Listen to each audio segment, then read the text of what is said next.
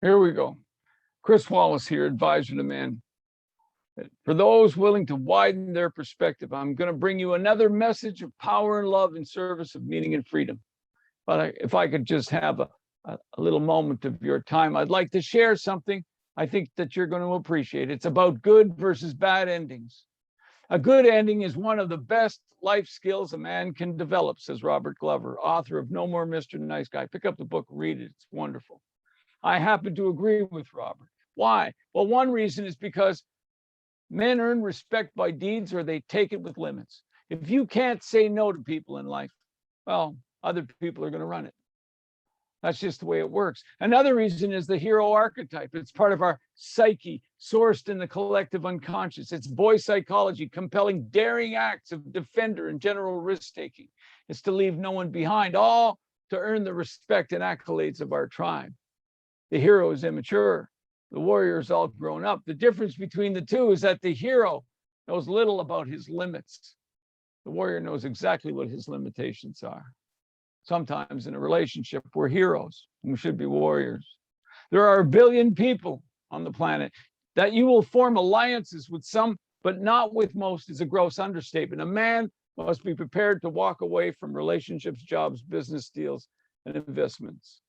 And just as you would replace old habits to make room for new ones, this is just how it works. Schopenhauer taught me from the 17th and 18th century, he taught me that life is suffering. We die, we do mean things to each other while we're alive. And the idea of finding purpose might seem like the pursuit of fools, given that we exist in less than a century of time in a 4.5 billion year old universe. It's more like we find meaning that we can live with, usually by doing our best to somehow make a difference. Furthermore, the evil which exists in each of us is only constrained by the social order we impose on each other. The idea that we are basically good is a bit naive. We're not. Self-interest is paramount. A good man is not a harmless man. A good man is a dangerous man who has that under voluntary control, said Jordan Peterson. I agree with him. If you're the only person on the planet, morality would mean nothing, says Mike Gazzaniga, famous neuroscientist. Want to overthrow the system? Want to be ungovernable, an anarchist or a nihilist? Ask what it is that you truly want. Our goodness is largely determined by how much buy-in to the social system on a day-to-day basis occurs. We're tribal by nature. You are what you repeatedly do. We get past our discomfort when we realize wanting lies at the root of much of our pain. It's wanting. For when we want, we must contend with not getting. By definition, this is painful on some level. It's the whole loss aversion thing. Wanting begins in the ventral tegmental area at the top of the brainstem. And then long neurons go over to the nucleus accumbens and they flood it with dopamine. Well, dopamine is always accompanied by adrenaline or epinephrine and norepinephrine in the brain. And so your whole body feels wanting as a mild form of fear. And so you can vibrate with craving and you know it. That's what happens. What if I don't get it? Oh no, you might ask. With the wiring, your brain just buzzing away like an enervated electrical circuit drawing too many amps. We can overheat with wanting, sizzling desire, suffering and sizzling and sizzling and suffering.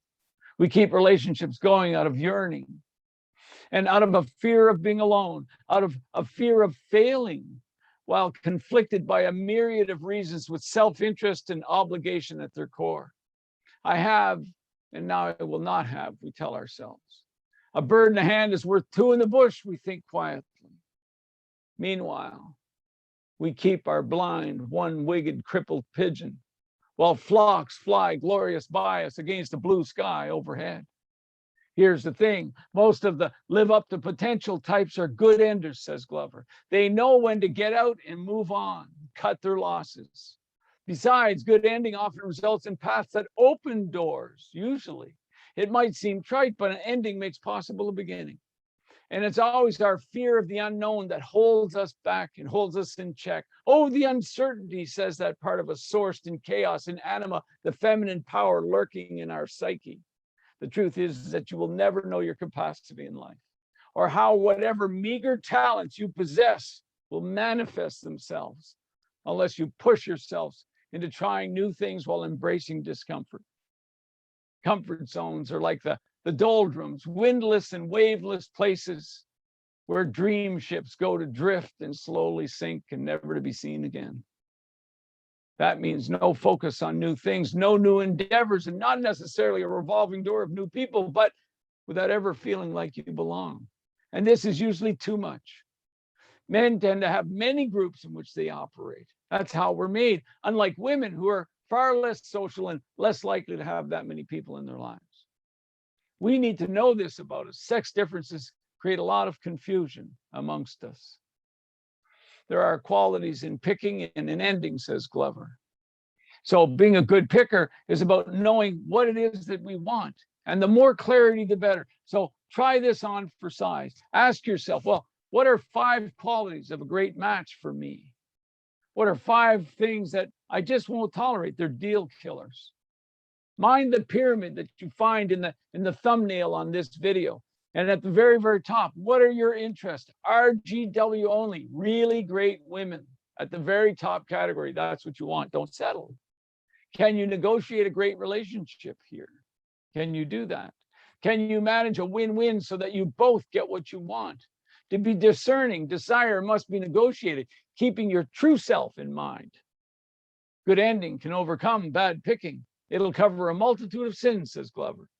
The general rule, it's better sooner than later. So if you must end, then end it early. Why? Because we're trained not to upset women. The hero chivalry is in us all to some degree. And remember, says Robert, some stayers are calculating their escape routes anyways. What is their compelling reason for staying? Can you spot it? Stayers require clear boundaries, or we risk overlooking their faults. With clear boundaries, perhaps she lights up and gives you her best, if she has it in her to give. I remind you once more, to men, respect is love and love is respect. We earn respect through deeds or take it with limits. You must be willing to say, that doesn't work for me. Or simply, you got the wrong guy. Listen, success in life is largely determined by how much uncertainty that you can tolerate.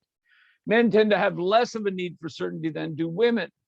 These axons, which begin in the ventral tegmental area and then light up the nucleus accumbens, they don't stop there. They keep going right to your frontal cortices. And here they act as a brake on desire, on wanting. It's here that you ask questions like, how will this work for me? What's next? How is this going to, what's the cost? And you use abstract concepts and creative forward-looking strategies to gain control and dominate your environment and your situation, using imagination and logical planning while filtering your decisions through values and identity, your character. You don't need a lot of reasons to end something. The fewer, the better, some say. But don't be fooled by longing. Go bigger picture. Be mindful for irrational beliefs along the way, voices in the back of your head which say things like, I must be loved by everyone. Many people have that. Or how will she survive without me? These are often just subconscious bullshit stories we tell ourselves. Not everybody will love you. I mean, this is obvious. Other people are adults, and you're only responsible for your children. Be responsible to people, but not for them. And unless you can summon the power of Gandhi or Mandela or Martin Luther King or Mother Teresa, bless their hearts, it's unlikely in life that you're going to love everybody. Know your personal evil and make peace with it. That's important. How do you remove a Band-Aid? Well, you rip it off as fast as possible. In a long-term relationship, make your best deal and bust a move. Most of it is negotiation, I remind you. You make deals, you have explicit understandings, you discuss, you air it out with each other's needs to see if you fit. You want a mutually cooperative relationship or a good ending, a fast ending. The essential building blocks must be discussed and agreed upon. Listen, you can influence a human, but you cannot build an adult. Thanks for listening. Once again, Chris Wallace here, Advisor to Men. Please find me at advisortomen.com, where you can consider joining the board of directors. I'll leave a link in the chat. You can stand with other men in mutual support of each other in a quest for better lives. That's one of the possibilities. If this helps you, you're welcome to subscribe and leave a comment below. Until next time, once again, stay powerful, true and free. Thanks for listening.